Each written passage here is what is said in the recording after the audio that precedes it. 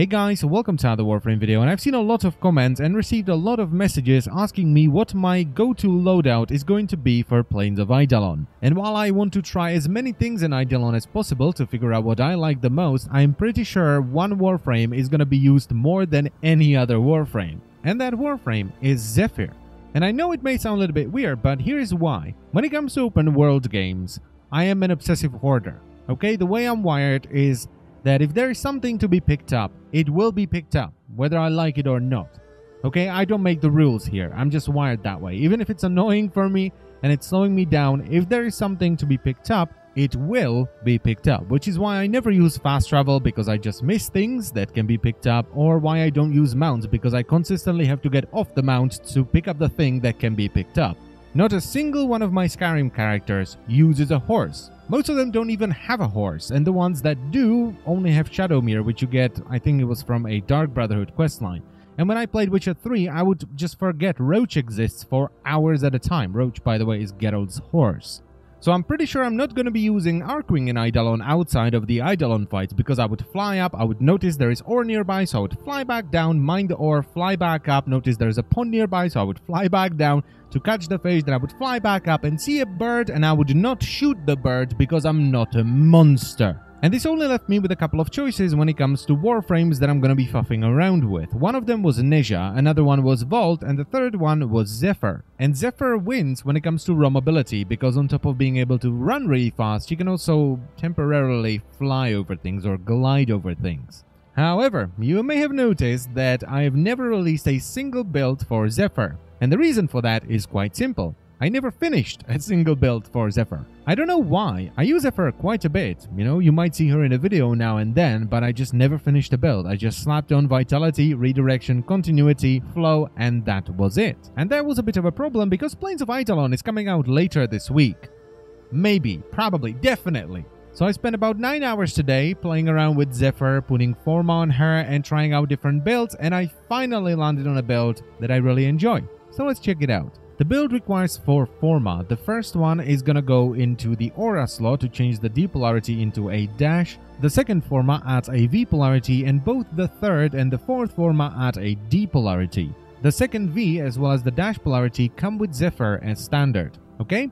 And here is what the build looks like. So I'm using Energy Siphon for my aura just to generate a little bit of energy here and there, just in case I run into a period of bad luck where I'm not getting any energy orbs, which is very important because this build revolves around turbulence, and having turbulence up all the time, it's what gives me the mobility and also survivability, because Zephyr otherwise is very squishy. Then to give turbulence decent duration, I'm using Prime Continuity and Narrow-Minded, that's 2 ranks from the top, just so the negative power range isn't as bad, because range is also important for turbulence, because it creates an area around you that deflects bullets and bombard rockets, and if you have too much negative power range, those bullets may actually hit you before they glance off. Which is also why I added Stretch and Cunning Drift, because I originally thought that you only need above 50% power range to not get hit by things while you have turbulence up, but I've actually had issues with bombard rockets exploding in my face because they clip like my elbow or something rather than glancing off like they normally do. But ever since I added Stretch and Cunning Drift, I haven't had any issues whatsoever.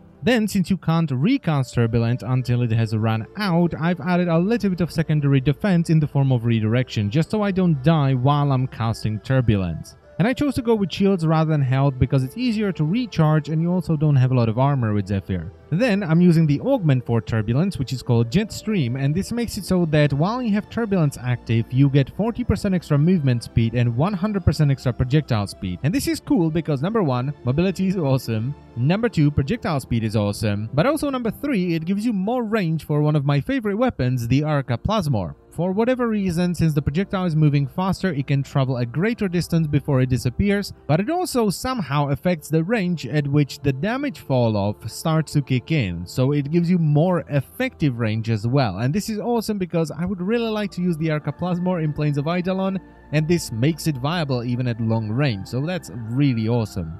After that, I've added Streamline to get a little bit of power efficiency because Turbulence is just way too expensive, and that's a problem because if you don't have Turbulence, you're pretty much dead. Zephyr is very squishy.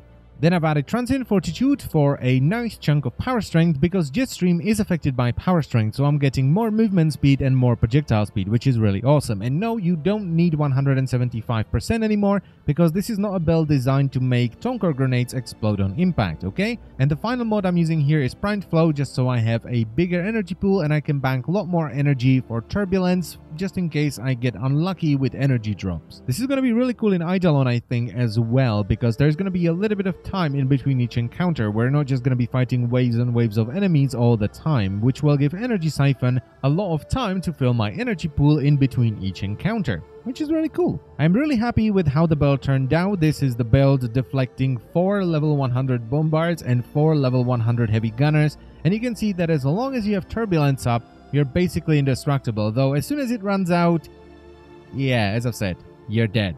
Though this will only happen sort of once every 10 missions, because I've designed to build to prevent this from happening, so you usually have enough energy to have turbulence up throughout the entire mission. So yeah, this is going to be my go-to build for just faffing around in Plains of Eidolon, so I can move around very efficiently, be tanky as hell, while still being able to just, mine resources, catch fish, and let those birdies live their goddamn lives. Seriously, don't shoot the birds. If I see you shooting birds, you're gonna get a jet tag to the gonads. But anyway, this video is long enough already. For whatever reason, I'm just rambling today, so I thank you very much for watching. As always, I hope you will enjoy the build as well. It is somewhat expensive with 4 Forma and all, though you can bump it down to 3 Forma if you keep the Depolarity in your aura slot and use something like Rejuvenation instead. But anyway, I will see you next time, guys.